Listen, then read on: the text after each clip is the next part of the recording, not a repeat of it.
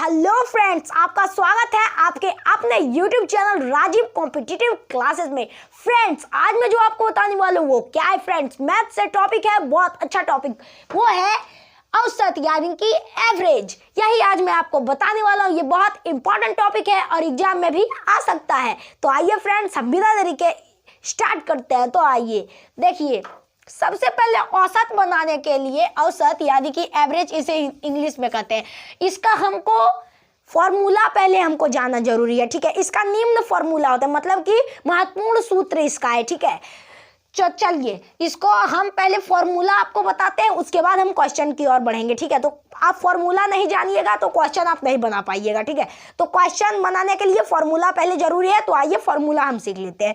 तो आइए, सबसे पहला इसका फॉर्मूला जो आ जाता है वो क्या है फ्रेंड्स, देखिए सबसे पहला जो फॉर्मूला आ जाता है फ्रेंड्स, सबसे पहला फॉर्मूला आ जाता है वो है प्रथम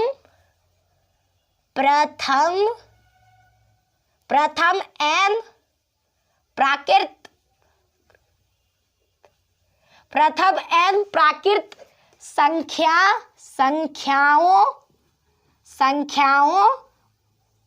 संख्याओं का औसत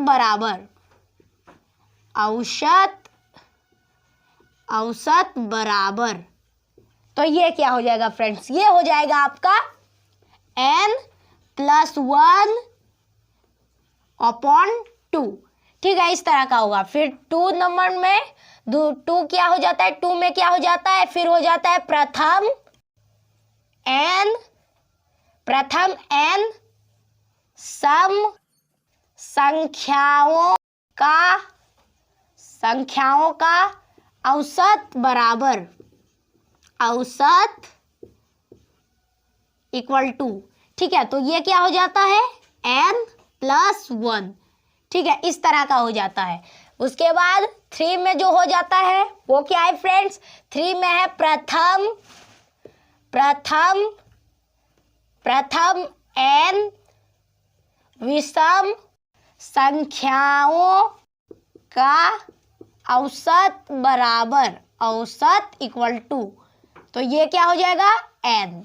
ठीक है, सिर्फ n हो जाएगा। फिर 4th नंबर में क्या हो जाएगा फ्रेंड्स, 4th में क्या हो जाएगा, 4th में हो जाएगा क्रमागत। उसके बाद क्या हो जाएगा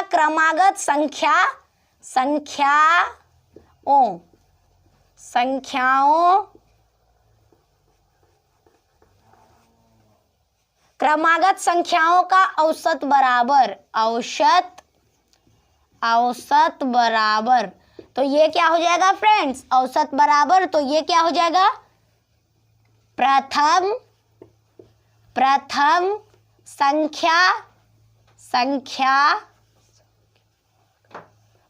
संख्या, उसके बाद प्लस अंतिम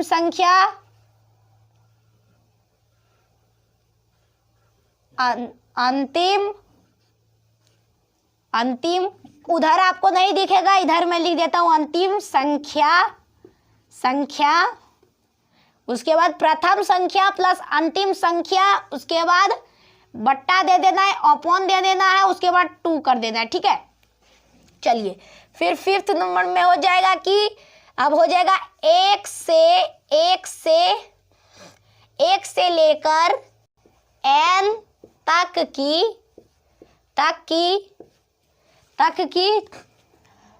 विषम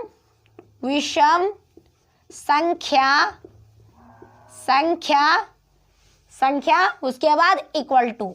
ठीक है, तो क्या करना है, देखिए इक्वल टू अभी नहीं करना है, संख्याओं कर देना है। ठीक है, संख्याओं का औसत बराबर होगा, औसत इक्वल टू होगा। ठीक है, तो औसत इक्वल टू इसका हो जाएगा अंतिम विषम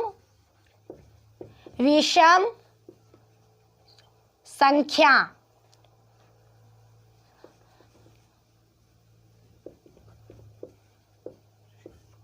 ठीक है, उसके बाद +1 करना है, +1, उसके बाद अपॉन 2 करना है। ठीक है, उसके बाद 6 में जो हो जाएगा आपका वो क्या है, 6 में जो हो जाएगा वो 1 से लेकर n तक की सम संख्या, ठीक है, सम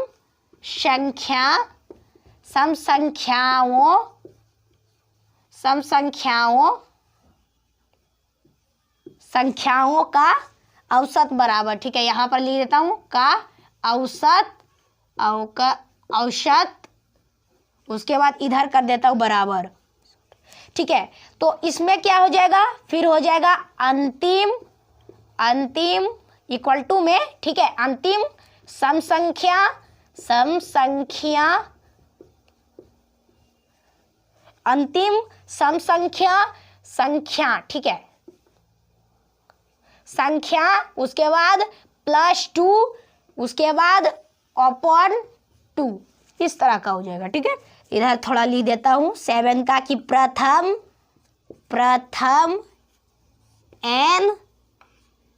n प्राकृत वर्गों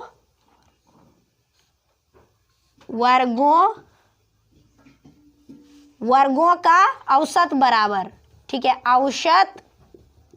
औसत बराबर, ठीक है।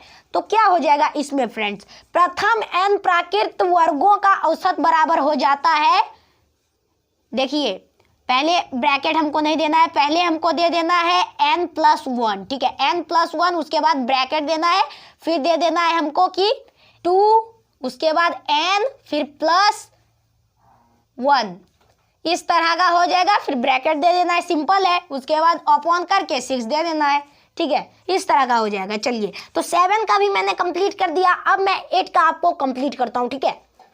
चलिए फ्रेंड्स, अब मैं आपको बता देता हूं, जैसे कि मैंने अब बोर्ड साफ कर लिया, अब मैं आपको 8 का बता देता हूं और 9 का, ठीक है, इसमें 9 ही सिर्फ होता है फॉर्मूला। तो 8 का सबसे हो जाता है, 8 का हो जाता है कि प्रथम n प्राकृत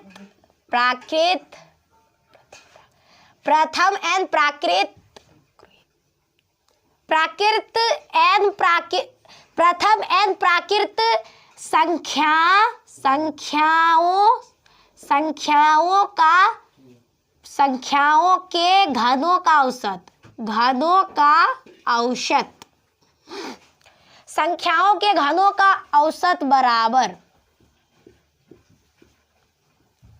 बराबर, तो क्या हो जाएगा फ्रेंड्स, इक्वल टू में इसको हमको कर देना है, तो क्या हो जाएगा n, उसके बाद n+1, फिर इंटू स्क्वायर इसमें दे देना है, ठीक है, n+1, फिर होल स्क्वायर अपॉन 4, ठीक है। चलिए 4 कर देना है, उसके बाद आपका 9 का जो आ जाता है, 9 का वो क्या आ जाता है फ्रेंड्स, तो मैं आपको बता देता हूँ, 9 का आ जाता है कि किसी संख्या के n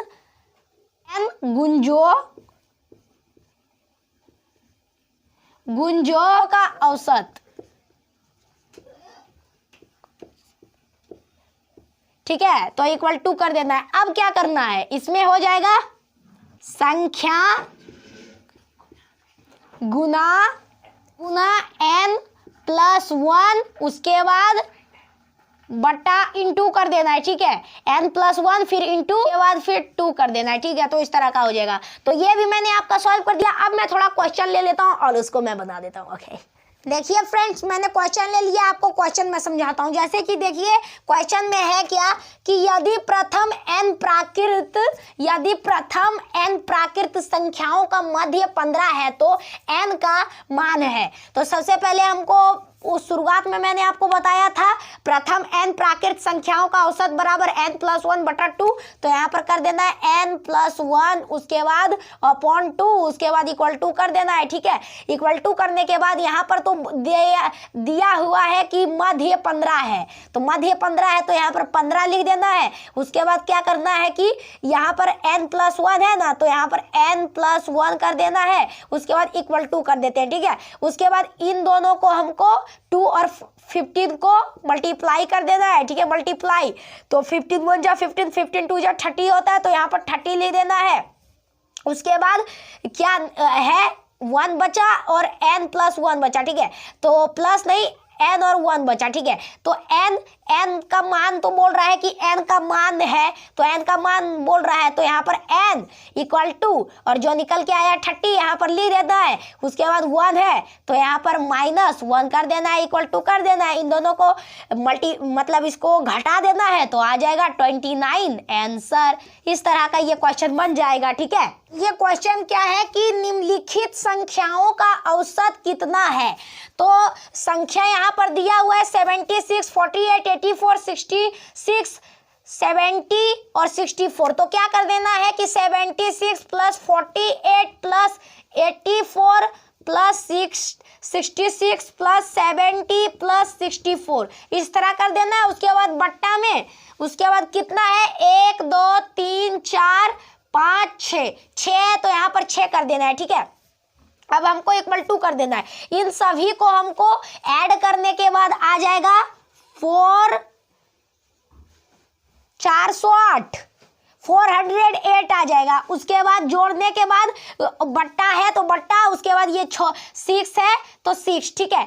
तो 6 1 जा 6 कट गया, दोनों एक टेबल से कटना चाहिए। 6 1 जा 6 कट गया और 6 के टेबल में 68 बार में 408 कट गया, ठीक है। उसके बाद बट्टा मतलब = देके 68 इसका आंसर आ गया, ठीक है। 68 1 जा 68 ही होता है, तो 68 इसका आंसर आ गया, ठीक है। चलिए फ्रेंड्स, देखिए क्वेश्चन क्या है कि 3 के प्रथम 5 गुणजों का औसत कितना है। तो देखिए इस क्वेश्चन को ध्यान से समझिए कि 3 के प्रथम 5 गुंजों का औसत कितना है। यानी कि जैसे कि 3 1 जा 3, 3 2 जा 6, इस तरह का, ठीक है। तो सबसे पहले क्या करना है, 3 1 जा 3 होता है, 3 2 जा 6 होता है ना, तो उसी तरह करना है, ठीक है। देखिए तो 3 1 जा 3 होता है तो 3, उसके बाद प्लस कर देना है। 3 2 जा क्या होता है, 3 1 जा 3, 3 2 जा 6, फिर प्लस 3 1 जा 3, 3 2 जा 6, 3 3 जा 9, फिर प्लस और 3 जा 9, 3 4 जा 12 होता है ना, तो यहाँ पर 12, उसके बाद प्लस और 3 5 जा 15। तो यहाँ तक करना है क्योंकि यहाँ पर 5 गुंजा का औसत कितना होगा यही बोल रहा है, ठीक है। तो ठीक है, चलिए तो ये हो गया। उसके बाद इन सभी को हमको क्या कर देना है, इन सभी को हमको ऐड कर देना है, तो आ जाता है 45, ठीक है। तो यहाँ पर = देके यहाँ पर हमको 45 कर दे। और ये देख लीजिए यहाँ पर, देखिए यहाँ पर मैं ओपन करके, और इन सभी कितना है कि 1 2 3 4 5 है, तो यहाँ पर 5 कर देंगे, ठीक है। तो = कर देते हैं, तो इन सभी को ऐड करने के बाद आ जाता है 45, तो 45 कर देना है। उसके बाद यहाँ पर 5 है तो बट्टा में 5 कर देना है। तो इन दोनों को काट देना है एक टेबल से, तो 5 1 जा 5 कटा, और 5 1 जा 5, 5 2 जा 10, 5 3 जा 15, 5 4 जा 20, 5 5 जा 25, 5 6 जा 30, 5 7 जा 35, 5 8 जा 40, 5 9 जा 45। तो 9 बार में 45 ये कट गया, तो 9 इसका आंसर आ गया, सिंपल। चलिए, और फॉर्मूला भी बताया और क्वेश्चन भी लिया। प्लीज फ्रेंड्स, मैं यस्मीर आपके लिए अच्छा टॉपिक लाता हूं, तो प्लीज फ्रेंड्स इस वीडियो को लाइक कर दीजिए, और चैनल पर नया है तो प्लीज फ्रेंड्स इसे सब्सक्राइब कर दीजिए। तब तक के लिए बाय बाय फ्रेंड्स, अब फिर मिलते हैं नए टॉपिक के साथ। तब तक